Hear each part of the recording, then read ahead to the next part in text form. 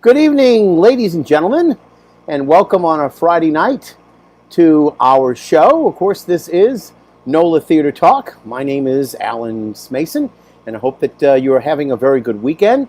For those of you who are Jewish as I am, this is a very solemn time, period between Rosh Hashanah and Yom Kippur. And while normally I would refrain from doing something on a Friday night because of its being Shabbat, etc. And of course, this is one of probably the holiest Saturday of the year. We're going to just still, go with the show because I think it's important that I maintain what we're doing here on the NOLA Theater Folk Facebook group.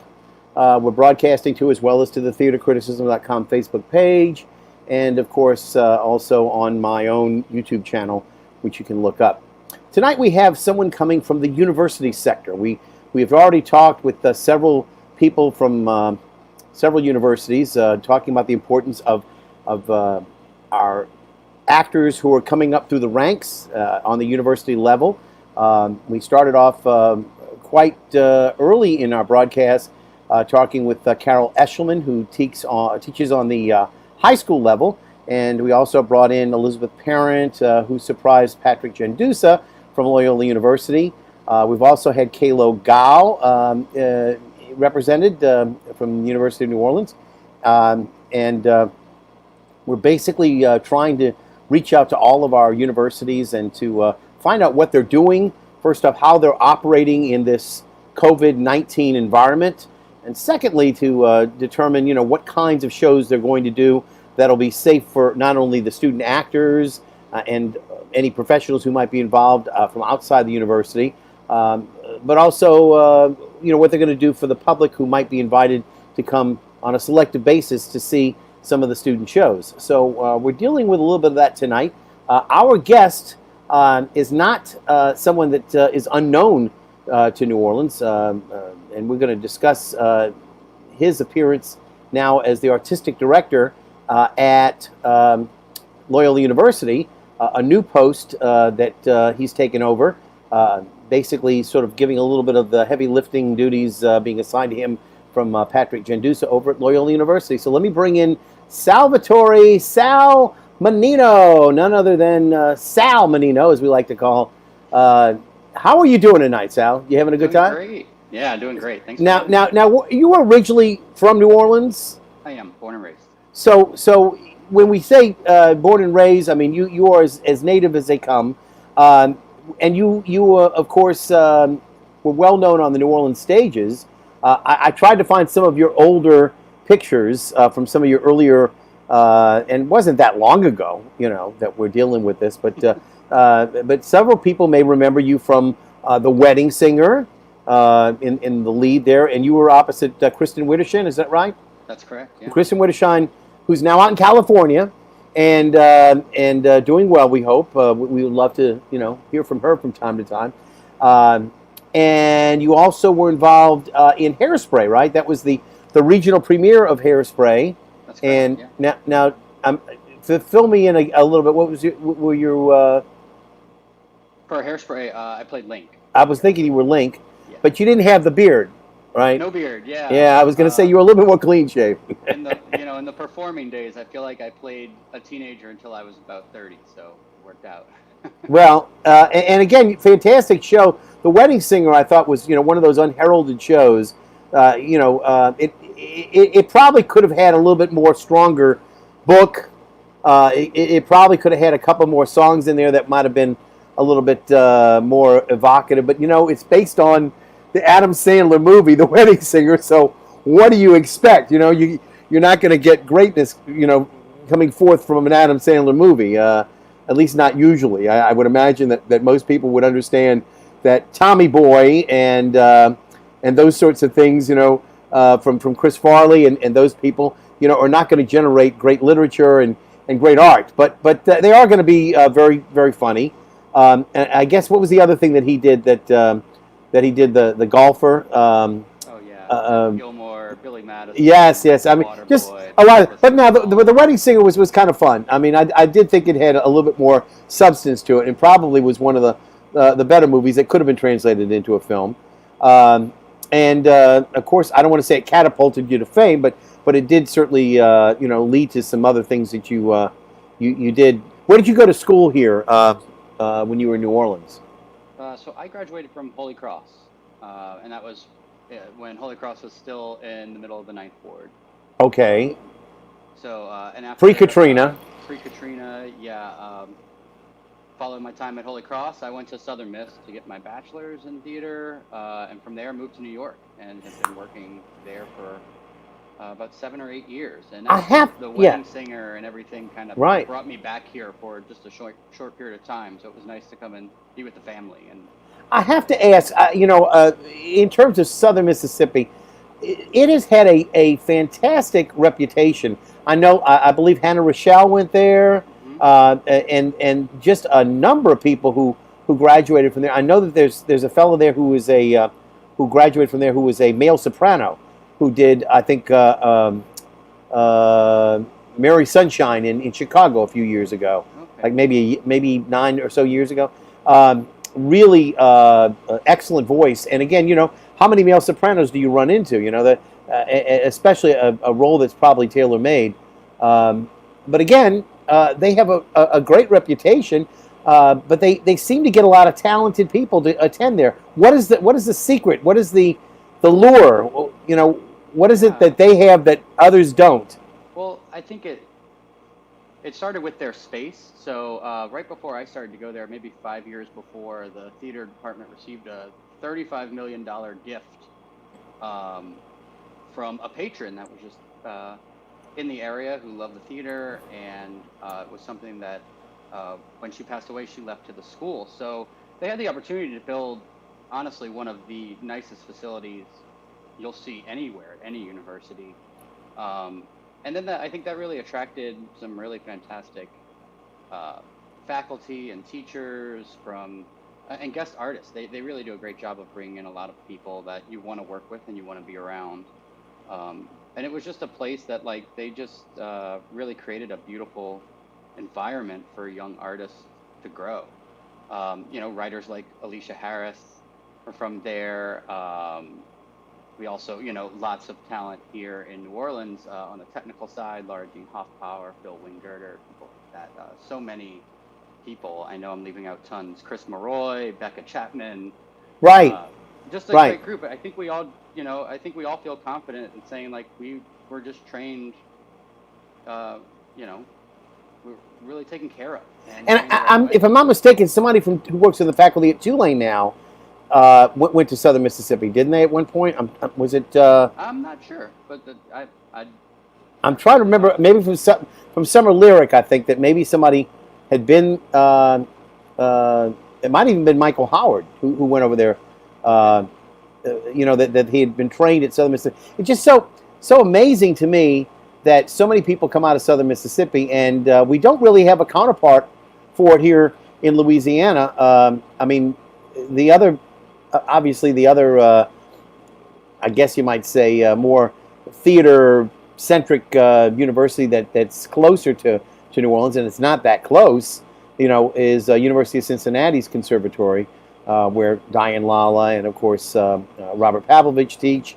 I mean, they really have a very concentrated group of studies there where they have a lot of people who eventually will make it out to Broadway or national tours and things of that sort. And of course, Carnegie Mellon has a reputation. I mean, there are a number of schools Sure. that really show up quite well. But Southern Mississippi, I would say, in this region is probably in the deep South, the major university. It was really fantastic, and it's so accessible from so many places. It's really an affordable place to be, especially as an out-of-state student. Um, and honestly, just walking into that facility, you go like, "Oh, this is for me. This is where I need to be." And I think a lot of people feel that. I mean, I can't tell you the amount of people. Lauren Turner and I went to school together there as well, and the amount of people from our group of friends who all moved to New York or moved to Chicago or moved to LA Right. and kept working. It's just really fantastic. So tell me, you graduated from Holy Cross, and when was it that you left New Orleans for New York? How long ago was that? So I graduated Holy Cross. Let me get this right here. 2003. So moved to Hattiesburg for Southern Mississippi 2003. I finished there in 2007 and moved right to New York. So you actually, when you were doing like Wedding Singer, etc., you were really living in New York at that point? Definitely. Okay. So because you mentioned that, and I just thought you were still living here in New Orleans. I didn't realize that that's a long commute. Yeah, That's a pretty long commute. Le Petit was a place that I kind of cut my teeth at, and we're doing the show, and in this transition period that it went in right after Katrina, Gary Solomon and I had a really good friendship, and we talked a lot about theater, and that was a project that I was like, I'd love to come back and just kind of give back to this community and help, and I'm glad that we had that conversation because it led to a few shows. Well, let me back up just a little bit because I want to see if I've got a little bit I can go on the ball here with. You mentioned that you graduated from Holy Cross, right? Correct. All right. I think I might have a picture here that you may recognize. Let's see. Oh yeah, that's a good one. Now, Babyface. who's the baby face on the left there? I was about to say that's Patrick Gendusa. Now, why is he in your graduation picture? He wanted to know. Yeah, Patrick was my first theater teacher at Holy Cross, actually. Really? So, so is he the one who actually gave you the acting bug? He was one of the people for sure. I actually started to do theater at Mount Carmel Academy with a really talented group of people: Jorenda Junius, Heidi Junius, Roy Sure. Sherlock, aka Bianca Del Rio. And I'd say that was my first interaction with theater. And out of that experience, Holy Cross kind of took notice that I was doing this and said, we need to have a theater program. And the next year, Patrick was there. And it's now full circle, right? Because Patrick was your first teacher, and now he's your chairman, right? That's correct. Yeah. When you see him, do you greet him thusly, Herr Chairman? Oh, Hey, boss. Hey, Patrick. Good to see you. Surprise! Like we don't see enough of each other. Well, again, I like to spring some of these surprises on, but that was such a wonderful picture you had, and you kept it all these years. After all the time. I mean, you would imagine, Katrina, it could have been lost, but I mean, you managed to keep it. So, thank you very much for that. That was wonderful. Yeah, we both have a copy of that. So Yeah. I think I have one up in my office as well. So Patrick, tell me a little bit about the journey. When did you reach out for Sal to become a part of the faculty? Yeah, I mean, we've been friends for 19 years, and it's pretty amazing. I mean, we've gone from student teacher to almost like he's also been like a son to me. Then we were just friends, and now we're colleagues, and it's just remarkable. It's so incredible to work together and to be together every day after all these years. And when we had an opening, I needed some help. I needed more help. Dr. Hope, Laura Hope, moved on and left, and we had to fill a new position. And I had him in mind from the beginning. That's fantastic. So I reached out and he applied, and he went through the whole process. They held out, he wasn't given the job. Right, I understand that. All right. He went through the whole, and it was a miracle because he literally came for his interview the week before, right, Sal? The week before everything shut down. Oh, so by the grace of God, you just sneaked in there, huh? Any longer, who knows what would have happened? Yeah, I think the interview was Monday, and then the cabaret performance, I think, was on Wednesday of that week, and everybody was. And that was when we shut down. Thursday, yeah. Something. So cabaret, one performance. I mean, that was it. One night only, but we did it. Yeah. All right. First up, the easiest question of the night. What are you drinking tonight? I'm drinking water because we have to work all weekend. Okay. All right. Maybe. I think he's drinking more than water, though, right? I'm drinking some Bullet because we have to work all weekend. So. Yes. Well, you know what, Patrick, you got to do is get him some Bullet ice cubes in water, and that'll work too. There you go. All right.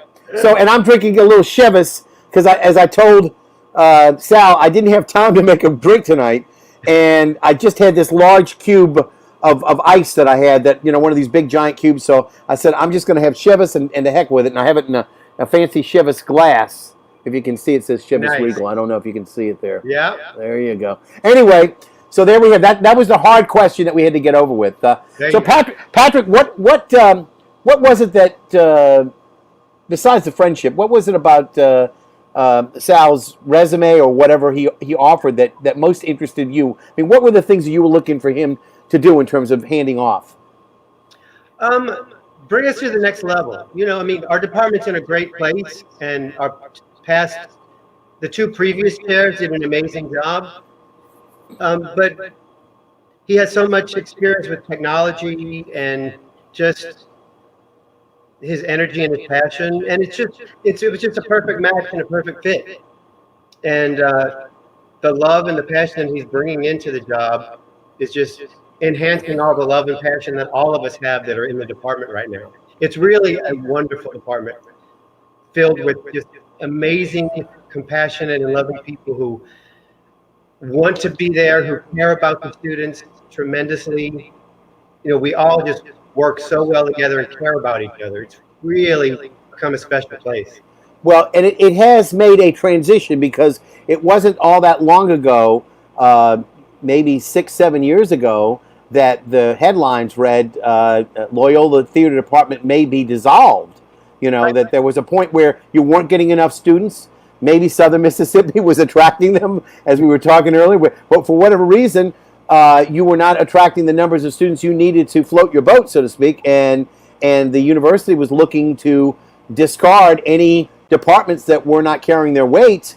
And I know you mentioned Laura Hope; she's gone, but I think she made a tremendous turnaround in terms of getting the traction on the ground to get those courses out there that people needed and wanted and were attracted to, and the increase in the numbers of applications the following year was just incredible. I mean, they more than made up for the difference that they needed to, and it's paved the way for you to be there now, Patrick, as well. Right, and Georgia Gresham, who was chair for. Oh yeah, I mean, absolutely. she did an incredible job, and she's the reason I'm here today. She's remarkable, and she did an amazing job. I mean, the department's been run by some incredible women and incredible people. But And, again, I got to imagine that you are running the department because you can. But I have a feeling that your love has always been in working with the students and having more hands on than pushing papers around. I just get that feeling. Yeah, I mean, I'm so honored, and it's such a gift to be with those students every day and to share with them. I mean, they give me life, so it's just wonderful. And that guy gives me life too, and it's so great to go to work every day, and to work together. It's also just like so. It's not even weird. I mean, it's like it feels like we've been doing this forever, but we kind of have been doing it forever in a sense. Well, and again, Sal, from your perspective, what was it about the job, the position they were offering that you like so much? And don't worry about the fact that your boss is here. I'm not his boss. We work together. There was so I went to grad school in California and was working, and I started a tech-driven immersive media company out there with a couple of designers, and some of the work I was doing just kind of took me away from theater, and I think I was looking for the next opportunity to kind of bring me back to what I love to do, and that's theater. And there's always been a desire to be in an educational world, but I always felt like it wasn't the right time. I felt like I needed more training, I needed to work more, I needed to learn more, needed to be able to be a better facilitator and a better teacher. And there was something about the timing of this when I saw the job posting, and that just felt like this is the right challenge at the right time. So creatively it was a plus, and then personally it's a plus. My partner Sylvia and I moved down to New Orleans together. My family's here. It's nice to, I've been away from my family since I graduated high school. So it's been a long time, and it's nice to be closer. And so it's so many different levels. But I also having said that, walking in for my visit and meeting the kids for the first time, that was definitely the selling point. Of just okay, there's this desire to just be better artists, be better people, and genuine curiosity, and I thought I could help feed some of that curiosity. And so it just worked out, you know. And I always said, like, if it didn't work out, that what was supposed to be, it was just meant to be, and it happened, and I felt like it was just right time, right opportunity. It was just the fit. Well, fantastic. Well, listen, Patrick, I know you have to get going. You've got a busy weekend. I wanted to thank you for being here to give us a little lift with Sal. We're going to take it from here, though. But you have a wonderful night. Thank you very much. And we'll talk a little bit more about Loyola University's theater department as you exit. You've done a tremendous job there, not only working with the students, but also of I think, really bringing out some very important works. I mean, you brought out several pieces through the years that you've been department chair that have really been very special. And I know that you've had a lot of nominations for Big Easy Awards, etc. But I mean, some of these plays brought up a lot of social issues. I remember, like, These Shining Lives and the story of the young ladies who were poisoned by radium. You dealt with. I remember there was a piece that you did on New Orleans pre American takeover. I think it was where there was the house divided. I'm trying to remember the name of what it was. The House That Will Not Stand. The House That Cannot Stand. Right. Right. Laura directed that, and Christy Jacob Stanley directed. Fantastic, and a very diverse cast. You utilized a lot, and a lot of the stories about what happened to the people who were here living in New Orleans, who were of mixed parentage, and who lived in a separate society from the white society, and also from the other black members of society who were maybe slaves, and the impact of the Americans taking over. All of that, just was an amazing production, and the sound that I remember from that generated it. I mean, the whole building seemed like it was shaking. Just fantastic work that you all do, and just some of the musicals and things that you've done. I'd never seen You Can't Take It With Me. The 3-act production that you did a year ago. I finally got to see it on TV. Yeah, I finally got to see it on TV with Jimmy Stewart. Yeah. But I said, a great George Kaufman piece, and when will I ever get to see that again? Probably never. I mean, because it is a big piece. But you all did a great job on that and several other pieces, and I know you'll continue to do so. So I'm going to ask, the artistic director now a little bit about what he's going to do, and I'm going to let you run on as department chair. But thank you for being with us tonight. All right. You're more than welcome. Have a good night. All right. Again, Patrick Gendusa, we say goodbye to him, and we say back hello to Sal Mannino, Salvatore, Sal Mannino, and Sal, if you don't mind my using that shortened name, everybody seems like they call you Sal. I guess I'd like to remind people that if there's anybody out there that wants to make a comment or leave word that they're there tonight, we won't be able to see your name because the platform we use, StreamYard, will not directly interface with Facebook.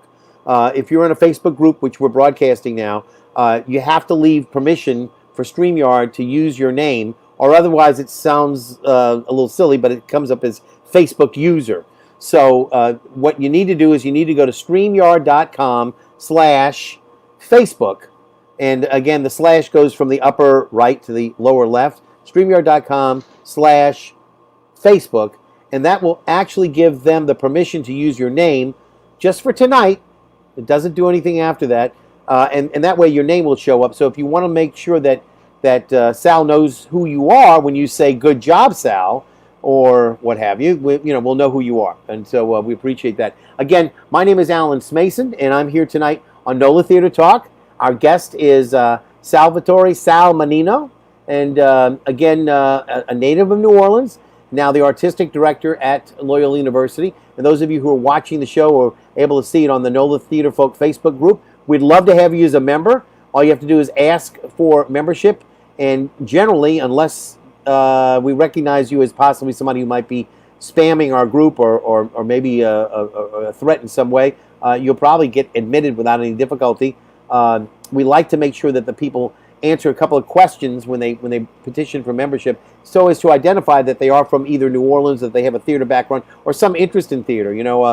we've had some people say, well, I'm not really into theater, but my kids are at Summer Lyric, or my sister's been involved in some shows at UNO, etc. I mean, these are all legitimate reasons to join the group. We're not going to stop somebody from joining the group, but if somebody just started a Facebook account, in 2020, about a month ago, and they're not necessarily from New Orleans, and we recognize them from coming from some third world nation, they're probably not going to become members readily. They'd have to prove that they have some kind of connection here. So, it's not that we're trying to, be mean or hurtful. I mean, it's just that we're trying to make sure that the place that we maintain, the Facebook group, is a safe environment, and that it's not going to be one that's not going to answer to what we're doing in that group, which is essentially to help support and inform and connect to the New Orleans theater community. So Sal, let me go back a little bit with some of the things we already went through a few of the items. I showed one picture, but I'd like to go back a little bit to a couple others that you had, and maybe I know this one was what, an older picture that you had that. Wow, yeah, it's an old headshot. Yeah. Now you got the beard there, so it's after Link. Yeah. So actually, that was probably the headshot I used to book Link, or right after. I don't know, right around that time for sure. And I noticed one of the pictures you sent me earlier was you at I assume that's a piano. Yeah. So when I was in New York, I had a band. We wrote a lot of music, and this performance is at New York Theater Workshop, which is some new material we were trying out at a show. So you play keyboards and piano, or? I play a little piano, mostly guitar. Uh-huh. I wish we were still playing, but it's tough when we were three different artists, and all had different paths. So which do you prefer, guitar or piano? Probably guitar. Do you like to sort of rock out a little bit more? Yeah, easier to just pick up and kind of get right. lost, I think. Right. Well, it's a little bit harder to rock out. I mean, Elton John, obviously, and a few other people, Billy Joel, have been able to figure out a way to incorporate Jerry Lee Lewis, Fats Domino. I mean, the piano's been around for a long time, but more people seem to connect with the guitar. And I know you've got at least one guitar behind you there. Let me take a look again and see your wall. What you've got? Yeah, I've got a few. They're all over the place. Is that a Fender? What is that behind you? Yeah, Fender Strat. Yeah. Mandolin here. Little mandolin, and what kind of guitar is that? This is an Ovation. Ah. Yeah. Very cool. Taylor on the other side of the room. They're all over the place. Honestly, after a little while, they just become kind of artwork, Yeah. Well, as long as they're useful and you can pluck them, that's good. Oh yeah. So let me go back with a couple of the things that you before we go into some of these other pictures that you sent us of your work, because I really honestly want to talk a little bit about what Loyola is going to be doing. Some very innovative pieces, and I know that one of the pieces that you sent me was from the young lady who was involved with Theater for One. So I'd like to show that picture, and then you tell me a little bit about Theater for One, what this is all about. Sure. Pictured here is Christine Jones. She's a scenic designer primarily. She designed Harry Potter and the Cursed Child, American Idiot, so she's got a couple of Tony Awards under her belt there. She created this project called Theater for One. And this is pre-COVID, right? This is before COVID. Pre-COVID, yeah. Yeah. This is maybe about 10 years this has been around. So you can see by that picture, what you're actually looking at is the theater, is the micro theater that every play actually is performed in. So it's these road cases that snap together, and they actually form a fully functional theater with, all the fixins that you would find in a normal traditional space. To the left side of the picture is actually a seat for the audience member, and to the right of the picture is the space for the performer. Theater for One commissions playwrights to write short 5 to 10 minute plays that are performed in in this fashion. And I had the honor of working with them through a producing job that I had when I was in California and New York. And we had a production at Signature Theater. So we brought all the signature writers to create these plays, which was really beautiful, from David Henry Hwang to Bill Irwin to Regina Taylor, Naomi Wallace, Lee Blessing, Charles Fuller, John Guare. It was a really fantastic group, and basically they all wrote new plays for this specific space. And this just happened all over the place. They tour to different festivals, they tour to different cities, they tour to universities. They've had a production right in the middle of Times Square, which is really just fascinating to see, just thousands of people, and then you have this really quiet and intimate exchange with an actor. It's just really special. And now they're even venturing to found spaces, open air spaces, and digital spaces in light of COVID. Right.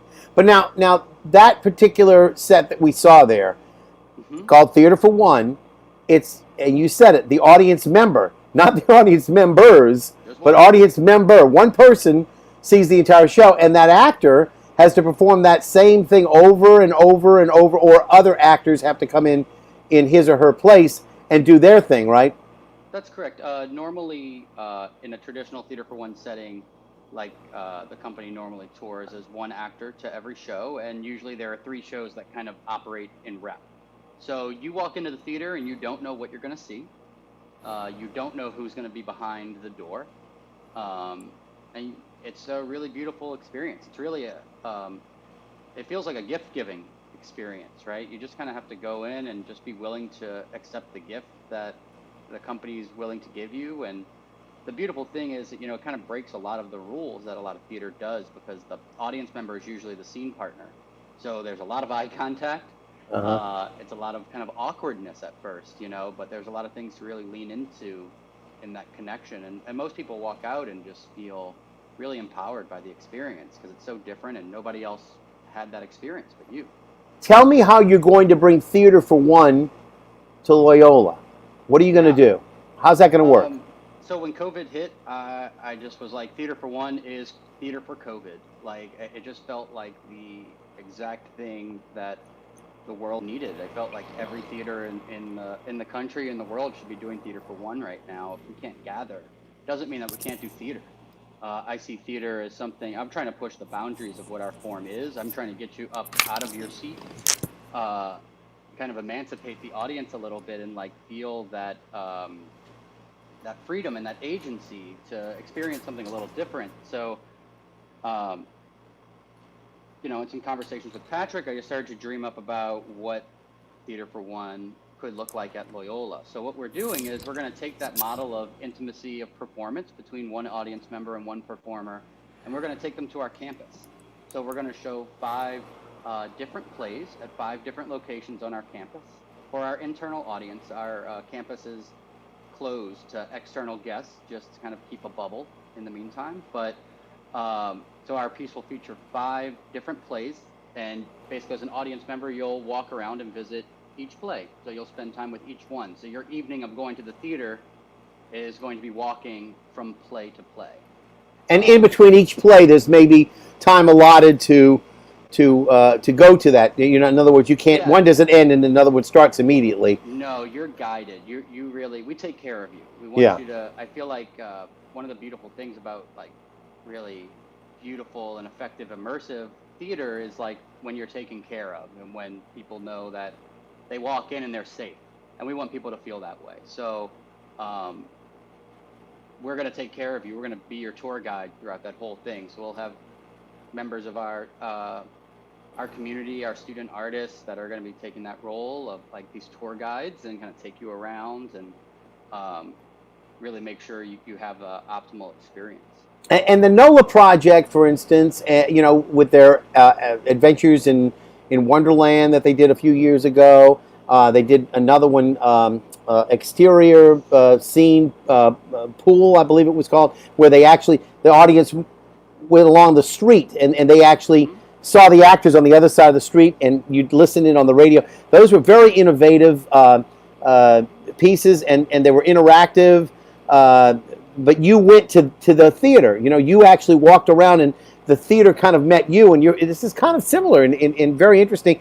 Again, it's going to be limited though in the number of people that can actually see this, because you count it out. If you've got 5 scenes in an hour, you're not going to have that many people that are going to be able to see it, right? We have about 20 people a night, which will, this is for our students to be able to train, and to practice. And ultimately, any production we do, we're not doing to rake in the box office money. Right.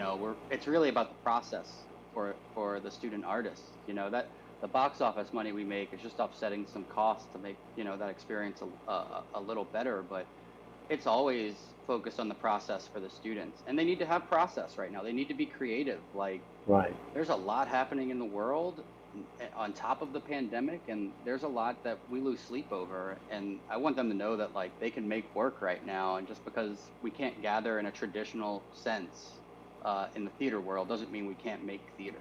We can't tell stories. Is everything being done now virtually at Loyola?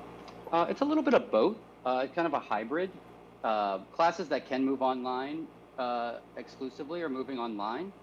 For example, some of our studio-based classes, our acting classes, our directing classes are just split up into some smaller groups. Some people are exclusively online. We're really of the mindset safety first. So everything is really taking in all precautions, and students have health issues. They can Zoom in for every class. But in some of those studio classes, the kind of hybrid spaces, my classes usually have about 5 or 6 people in them in a pretty big space. That could technically probably fit about 15 people, but I just feel, we need the freedom to move around. And if that's in a smaller group, I'd rather have that than nothing at all. For sure. Patrick was talking to me in one of the earlier broadcasts that there are certain classes, though, you cannot do virtually. That like, for instance, classes that are dealing with costume making, that require hands-on, things of that sort, that you just can't, here's a costume, and you have to literally be able to see and do. It's a laborious process, and you're not going to be able to do it through a camera. So I think our team is really they're being really conscious about how we do that, right? I'm not bringing kids into the classroom if they don't need to be in the classroom. Mm-hmm. So I know for some of our stagecraft labs and things where they're building, usually one session is at home and one session is in the classroom actually working. So they're learning about it and then applying it the next day. So there's there's this good balance right now. We had a big testing, following the first month of school, and we have really, really low testing numbers, and it really goes to the kids, honestly, because they could go party and do whatever they want. But, sure. Particularly in our department, we know those kids well because we're around them, but they're really taking this seriously, and they would rather be learning and practicing their art and being better every day. So you can really feel the dedication from them, and that's where it starts, honestly. Tell me again, in terms of the COVID numbers, et cetera. I mean, have you had any problems with anybody coming down with COVID, or no, nothing been affected, knock wood, right now? Anybody who's been who's even exposed, we get a letter saying they'll be out of class for 2 weeks. Just they were exposed to somebody who might have been exposed. Right. We did some testing. I think there were over 1,200 tests. I think we only had one student and one employee test positive. Wow. So I believe the rate was less than 1% of positive rate. So something that they're doing, that President Tetlow at the university is putting into place, our community is really buying into and respecting. I think, we really talk to our kids a lot about respect and respecting one another in their space and being there and helping each other. And this is just another way we can just be there for each other and help one another. In the last several years, we've had lots of issues that have confronted us on the university level and of course, in society in general. One of these being the Me Too movement and the challenges facing women on campus, off campus, living in society, and dealing with the threat of sexual harassment, etc. You're going to be doing a throwback play. I say throwback play because it's really a play that's set in the 60s, when a lot of the things that we take for granted for women's rights, etc., were not necessarily, in abundance during the time it's set.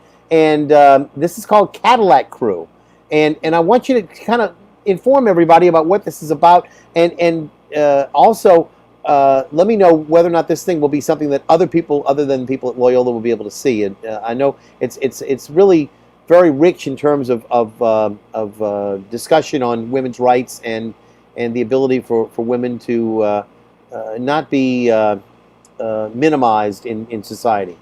Yeah. So Cadillac Crew was written by Tori Sampson. It focuses on four Black women civil rights activists, and the central themes of this play really focus around like specifically Black women's erasure from the history books in regards to civil rights movements. And we've seen it throughout history that a lot of women become a footnote or afterthought to a male counterpart a lot of times. And this play really shines the light on those women and shows how important they are. And what I really love about this play is, yes, it starts in the civil rights movement, but it really it really has a great focus on what is happening in present day. Uh-huh. Even like shedding light on, the Black Lives Matter movement, and that was founded by three women. And I don't think people necessarily think about that when they think of that movement. And it's important that Black women voices are heard and they are preserved, and know that a crucial part of history is kind of being left out. And this play really tries to take back some of that. And we're really excited. It is a beautiful, beautiful script. We had our first reading with our cast just this week, and Lauren Turner is just. Is Lauren involved as a director, or what is she doing? Lauren is our director for Oh, the very show. good. So Lauren and I went to Southern Miss together, and so Yeah. we've worked together for 15 years, and it's really nice to have somebody like her here in New Orleans that we rely on each other and have always trusted one another. So it's nice to have her involved. Yeah, I was sorry to see what she was involved in the piano lesson, as an actor, and unfortunately, that was one of those productions that was cut short due to the shutdown of COVID-19. Right. But she was doing a fabulous job on stage. But of course, she got accolades and was I think nominated for in the Red and Brown Water that was done at the new theater that they have. Was it the Boberg Theater, I believe? That she's actually trying to essentially be the resident there, the resident company there. But no dream deferred. We're hoping that we'll be able to see more from her. I know her colleague who works with No Dream Deferred, India Mack, also was responsible for setting up a new survey of the New Orleans theater community. And I'm hoping to be able to get some of the results of that survey that will be released, that will be able to determine, where people want to be, what their feelings are, and get a little bit of feedback from the members of the theater community. And so hopefully that will come up, because we're waiting to hear that. And this is the kind of survey that you can't sit on. That's data that is dated, and if you don't release that information, a month or two, three down the road, it's going to be useless. So we really want to be able to tap into that, and I've been waiting now about a month to get those results. I hope that they will come out so that we can all share in that. And I'm an interested party. I'm not like Lauren, a theater production company owner or operator, but I am seriously interested in seeing that what community we have is supported, and that we are able to find out where the needs are, that where people recognize there's deficiencies. So hopefully we can figure that out. In terms of the Cadillac Group, will we be able to see it? Will it open up to other people, or is it just going to be strictly to the Loyola community?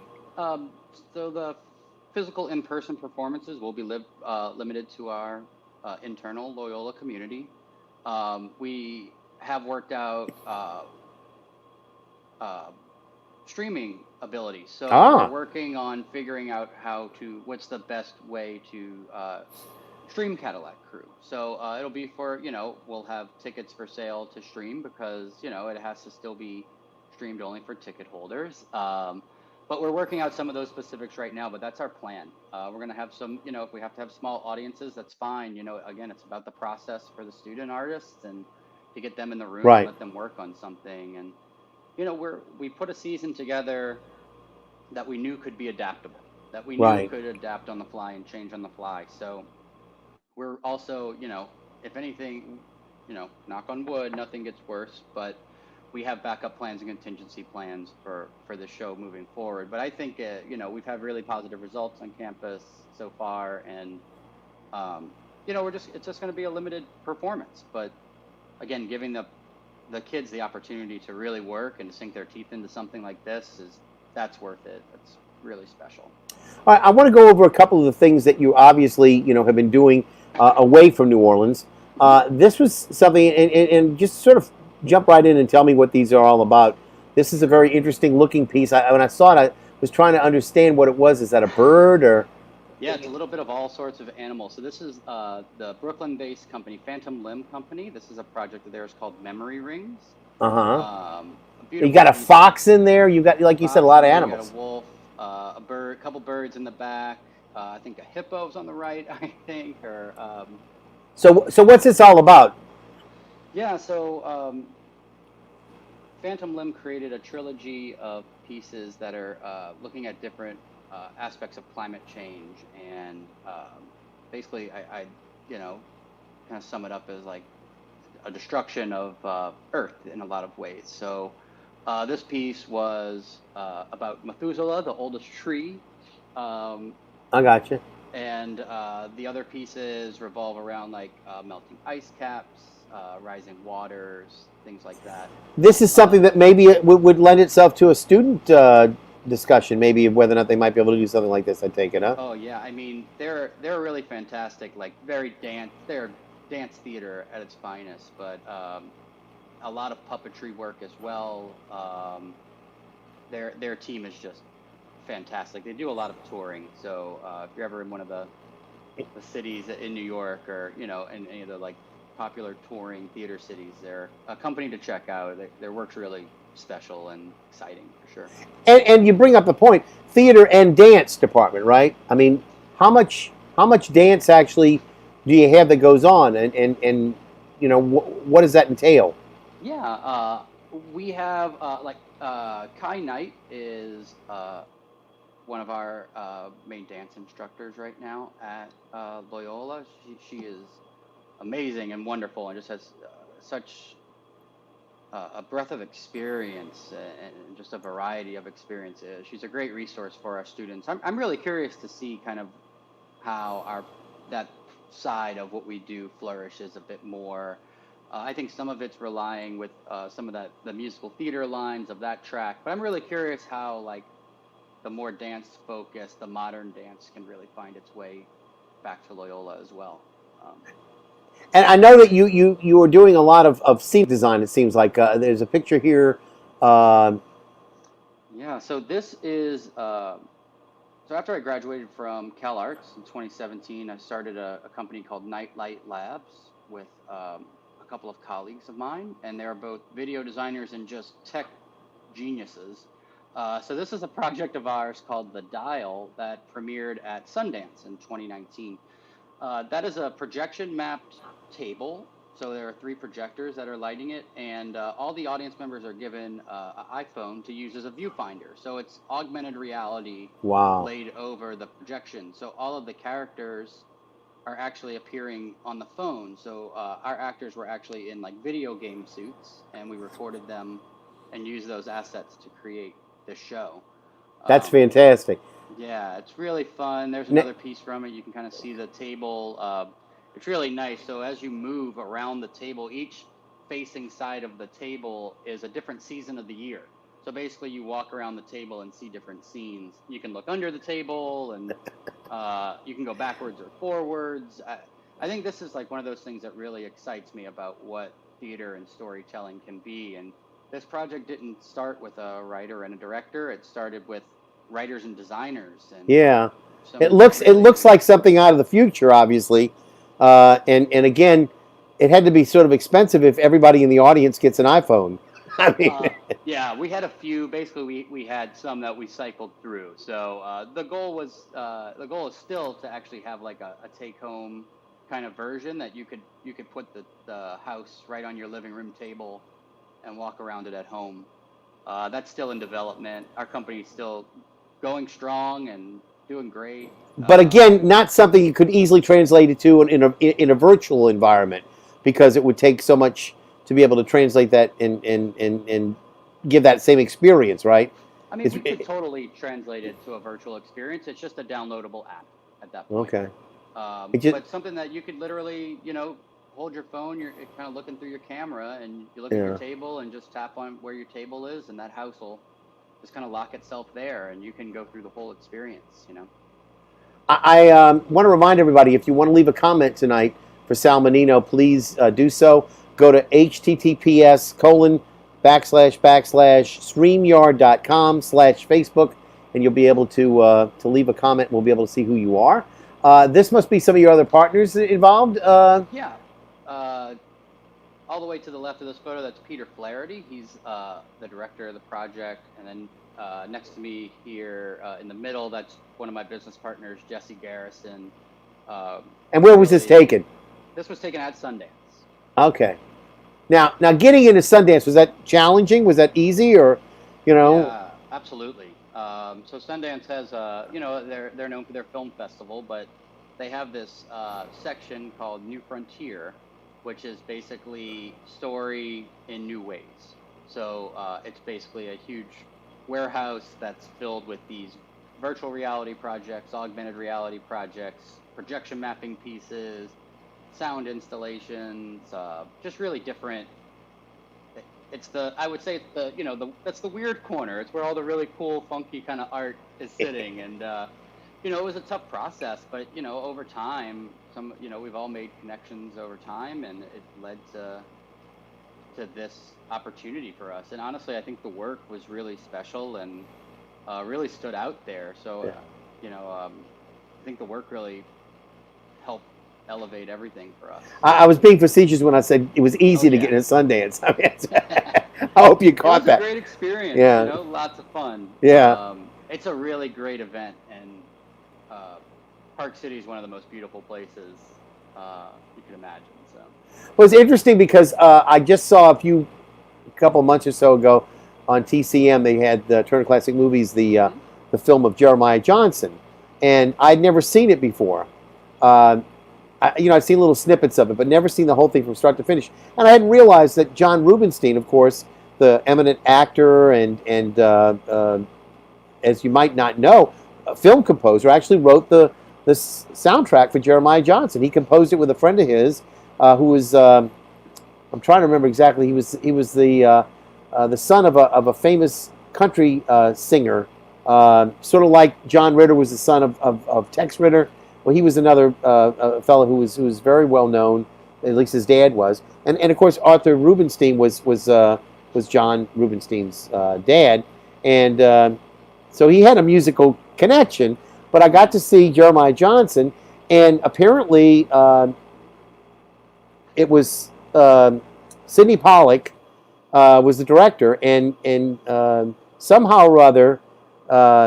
Robert Redford and Sidney Pollack were partnering together, and they convinced the studio that they could shoot that film as cheaply as you could on the back lot at Universal, wherever they were going to shoot it. And so they shot it, and that's why it ended up being shot in Utah, and that led to his being connected to the land in Utah, and eventually led to Sundance. So it's an amazing thing that how all those connections are made, and how how all of that happens. So you're in New York. As part of, was it Octagonal? Is that theatricals? Octopus Theatricals. And how in the world did you get a hold of this? Hadestown. Oh my God. The best musical of last year. And I saw all 5 of the nominated musicals. And it was by far and away the best. Now, was it that much better than the Temptations musical that they had, or The Prom? Ain't Too Proud was a great musical. Unfortunately, it is original. And this musical was in and of itself a completely original, and it had beautiful music from New Orleans inspired traditional jazz. And so, and then this is, of course, Reeve Carney, who everybody might remember or should remember from his work in Spider-Man: Turn on the Dark. And he played Orpheus. And of course, this is the mythological story of Orpheus and Eurydice, which of course Orpheus was the hero, if you will, who goes back into the underworld to fetch his love Eurydice, and I believe he can do so because he's part god or whatever. He's a demigod or whatever. In any event, all of these people are involved in this production. What's it? Anais Mitchell. Anais Mitchell. Music. Rachel Chafkin is the director. Rachel Chafkin was the director, and she was unbelievable. I mean, just fantastic. And it just what I'm trying to remember how many Tony Awards it won. I'm thinking 9, maybe, something like that. It was a lot. I remember off the top of my head. Yeah, I mean, it was a lot. Quite a few. And well deserved. I mean, the only one, obviously, like with Hamilton, they were nominated for 16, but they only won like 12. And one of the reasons why was they couldn't win all of them because in many cases they had members of the same cast who were nominated for featured performer, et cetera, or what have you. But lead, as an example, you had both Leslie Odom Jr. and Lin-Manuel Miranda nominated for leading actor. Well, only one of them could win, and I think we had Daveed Diggs up against Christopher Jackson. Right. So Daveed won and Christopher didn't. But the same thing. They had a lot of people who were nominated, and I think Ava Nozablada was played Eurydice. She, I think, lost out. Was it to Cynthia Erivo? Is that possible? I believe so. Yeah. Yeah. So for The Color Purple. So we only have a little bit of time left, and I kind of wanted to go over. I think we've covered all of your pictures. The only one left that I didn't talk about was this, and I'm not quite sure what that is. Looks like another technical thing. This is a fun one. This is a project that I worked on for, I guess, about 4 years in my time at Cal Arts through their producing wing, the Center for New Performance. This piece is called Fantomas: Revenge of the Image, and this piece actually puts the audience in a portable theater that sits maybe 40 people, and it is just wheeled around a space, right? Like wheeled around a big warehouse, and it's filled with projectors. So you feel like you're in a movie theater and you're watching a movie, and then all the actors are actually jumping in front of you, and it's the story. Fantomas is an old series of books and films, like the original Vigilante. So it's really shining a light on like vigilantism in the world today, and that premiered in Wuzhen, China, in 2017 as part of the Wuzhen Theater Festival there. But a really beautiful piece, very different, directed by Travis Preston, who's the dean at Cal Arts School of Theater, and Tom Gunning was the writer, major film historian. At the time, I think it was still called the MacArthur Genius Grant. He was one of those recipients at the time. A really beautiful piece, a lot of fun. So we're wrapping things up right now. I'd like to kind of get your perspective on what you think we can teach our students now in this era where we're dealing with Black Lives Matter, where we're dealing with a pandemic, we're dealing with pretty vitriolic political happenings, where people are just having it out with their fellow American citizens. Is this a good environment for actors to learn, or are we being optimistic about it at that point? I mean, I think great art comes from these moments where we're really challenged. Art that really stands up to time, and that we will remember a long time from now, is actually in response to all of these things you're talking about. I think we can get lost when we try to fit the same thing into a different box, or try to fit a square peg into a round hole kind of thing. As theater artists, we tell stories, we promote empathy we generate empathy. Like, that is why we're here, and that's why we work. And that can still happen whether we can gather in a theater with 100 or 1,000 other people or not. So I really want to push that this is the time to make work and to challenge the status quo. I want to see theater for the 21st century. I want to see what's next. I don't want to sit down in a theater and just observe. I want to have a different experience. And I think our younger colleagues, especially, these college-age kids that are the future of our field, like, they need to be encouraged that that's okay. And I want, they need to know that they can write and they can create. So much more work is happening in untraditional settings now, that they're not having, a writer write a play and finding a director. You're seeing so much more devising of theater and work happening, just bringing artists together and like-minded people together and fighting for a cause, or just wanting to establish more of a dialogue and communication with their community and generate more empathy. And we all have the power to do that. And they need to know, we all need to know that, like, just needs to look a little different. That's okay. It's going to be different. Sal, I want to thank you for having this dialogue with me tonight. Just stick around for a little bit. I'm going to ask you to hang for a little bit because I got to say goodbye to everybody. But again, I want to thank Sal Mannino for being with us tonight as our special guest on NOLA Theater Talk. Again, my name is Alan Smason. Again, we hope that you've enjoyed watching these talk shows that we give you. Again, you can watch these every week on the NOLA Theater Folk Facebook group, on the theatercriticism.com Facebook page, and on my own YouTube channel. Coming up this Monday will be Yom Kippur. We will not have a show, so I'm sorry to say that we will not have one this Monday. But this coming Friday, we're going to be joined by Ariadne Blade, and she's the playwright for Black and Blue, which is a play that deals with the life of Yvonne Bechet, who was one of the first female black recruits for the New Orleans Police Department, and when she retired, was a deputy chief to Superintendent Warren Woodfork. So again, I want to make sure that everybody knows that they're going to be live streaming that next week on this particular channel. You'll be able to see a piece on that. Cheryl Palmer will be on the show as an actor, as well as Ariadne Blade, who is the playwright.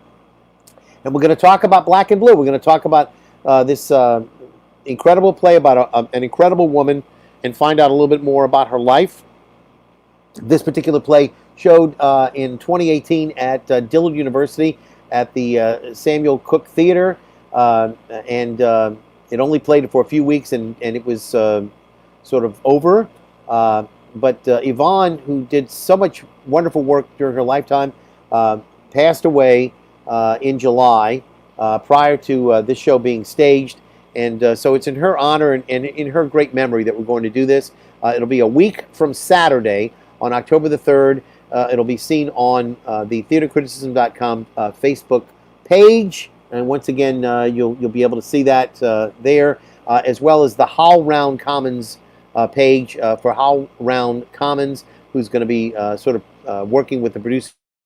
So we want to make sure that you know that you'll be able to see it. It's all free, it's all virtual, and it's going to be a great work for us to enjoy together and to honor the life of Yvonne Bechet. So for NOLA Theater Talk, again, my name is Alan Smason. Thank you for being here, and ladies and gentlemen, see you once again at the theater.